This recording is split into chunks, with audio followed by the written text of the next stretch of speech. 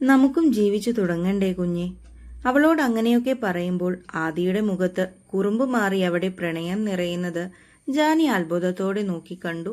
അവന്റെ ആ ചോദ്യം അതവളുടെ ഹൃദയത്തിലാണ് വന്ന് പതിച്ചത്. ഇപ്പോൾ അവൾക്ക് ആദിയോട് ഒരകൽച്ചയും തോന്നാറില്ല. ഇരുവരും പരസ്പരം വളരെ നന്നായി തന്നെ മനസ്സിലാക്കിയിരിക്കുന്നു.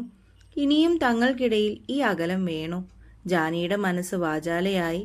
ഇനിയും ആ അകൽച്ചയുടെ ആവശ്യമില്ലെന്ന് അവളുടെ മനസ്സ് മന്ത്രിച്ചു. അവൾ മെല്ലെ കണ്ണുകൾ ഉയർത്തി ആദിയെ നോക്കി.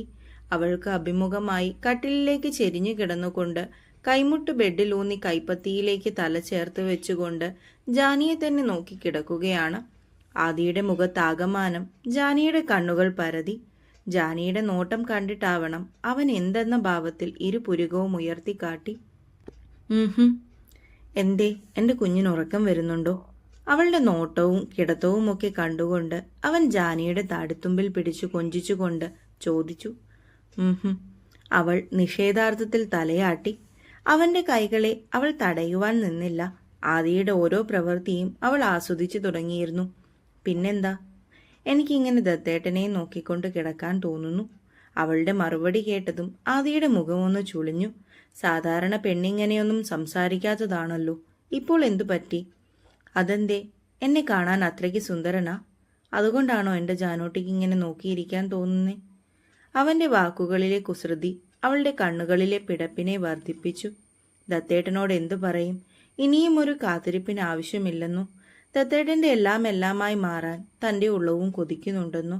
അവന്റെ കണ്ണുകളുമായി കൊരുത്തിരിക്കുന്ന തൻ്റെ കണ്ണുകളെ പറിച്ചു മാറ്റാൻ ജാനിയൊരു പാഴ് ശ്രമം നടത്തി. പക്ഷേ അവയുടെ മായാജാലത്തിൽ നിന്ന് അവൾക്ക് പുറത്തു കടക്കാനായില്ല. അതിലെല്ലാം മറന്ന് ലയിച്ചിരിക്കാൻ തോന്നുന്നു. ഞാൻ വെറുതെ തമാശയ്ക്ക് പറഞ്ഞതാടോ.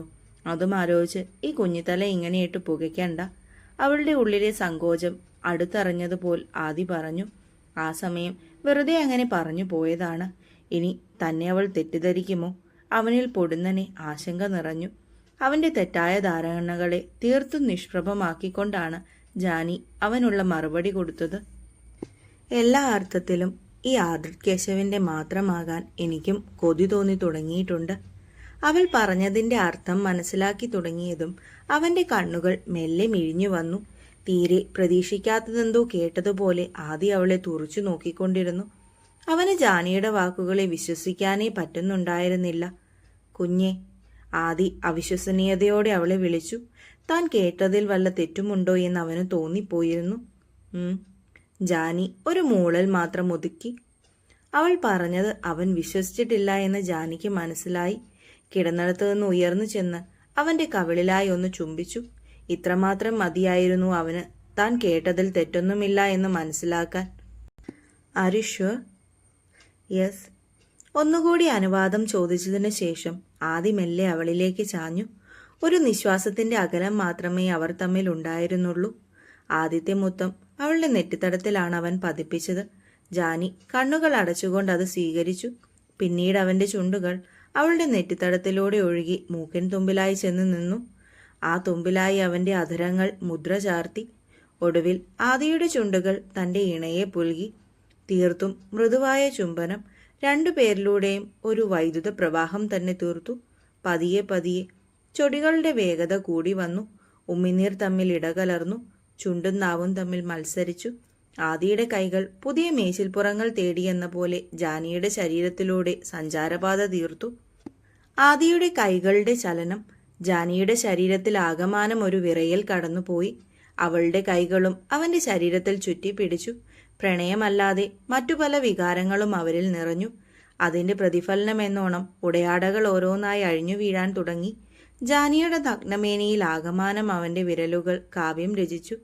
ആദിയുടെ വിരലുകൾക്ക് കൂട്ടായി ചുണ്ടുകളും കൂടി ചേർന്നപ്പോൾ അവൾ ആകെ വിവശയായി പോയിരുന്നു. ഒടുവിൽ രാത്രിയുടെ ഏതോ യാമത്തിൽ ആദി അവളെ അവന് സ്വന്തമാക്കി. അവൻ അവൾക്കും. ജാനിയിൽ ഉരുവായ നോവിൽ ആദിയുടെ കണ്ണുകളും ഈറനണിഞ്ഞു. ആ രാത്രി അവരുടെ സംഗമത്തിന് സാക്ഷിയായി. നോവ് പതിയെ കുറുകലുകളിലേക്കും അത് ശീൽക്കാരങ്ങളിലേക്കും വഴിമാറി. ഏറ്റവും ഒടുവിൽ ആദിയുടെ നെഞ്ചിലായി തലവെച്ച് തളർന്നു കിടന്നുറങ്ങുമ്പോൾ അവന്റെ പ്രണയത്തെ സ്വീകരിച്ച് നിർവൃതിയിലായിരുന്നവൾ. പിറ്റേന്ന് ആദ്യം ഉണർന്നത് ആദിയാണ്. ദേഹത്തേക്ക് കയറി കിടന്നുറങ്ങുന്നവളെ കാണെ അവന്റെ ചൊടികളിൽ അത്രയും മനോഹരമായ പുഞ്ചിരി വിടർന്നു. പുതപ്പെല്ലാം ഊർന്ന് അരയോളം എത്തിയിരുന്നു. ജാനിയുടെ നഗ്നത കണ്ണുകളിലുടക്കിയതും അവൻ ശ്വാസമൊഞ്ഞാഞ്ഞു വലിച്ചു വിട്ടു. എത്രയൊക്കെ നിയന്ത്രിക്കാൻ ശ്രമിച്ചിട്ടും തന്റെ കണ്ണുകളെ ആദിക്ക് അടക്കി നിർത്താൻ സാധിച്ചില്ല. അവളുടെ അഴിഞ്ഞുലഞ്ഞ മുടിയിഴകൾ ഇരുവരുടെയും ദേഹത്തേക്ക് ചിന്നി ചിതറി കിടക്കുന്നുണ്ടായിരുന്നു. ആദി മെല്ലെ കൈയുയർത്തി ആ മുടിയൊന്നൊതുക്കി വെക്കാൻ ശ്രമിച്ചു. പക്ഷേ അവരുടെ ദേഹത്തിനിടയിൽ ഞെരിഞ്ഞു കിടക്കുന്ന മുടികളെ വിടുവിക്കാൻ അവനായില്ല. അവനെക്കൊണ്ടാവും വിധം എങ്ങനെയൊക്കെയോ ഒരു സൈഡിലേക്ക് മുടി ഒതുക്കി വെച്ചു. ഇന്നലത്തെ ഒത്തുചേരലിന്റെ അവശേഷിപ്പായി ജാനിയുടെ ശരീരത്തിൽ പലയിടത്തും ചുവന്ന് കിടക്കുന്നുണ്ടായിരുന്നു. ആദി പയ്യെ അവയിലൂടെയെല്ലാം വിരലോടിച്ചു.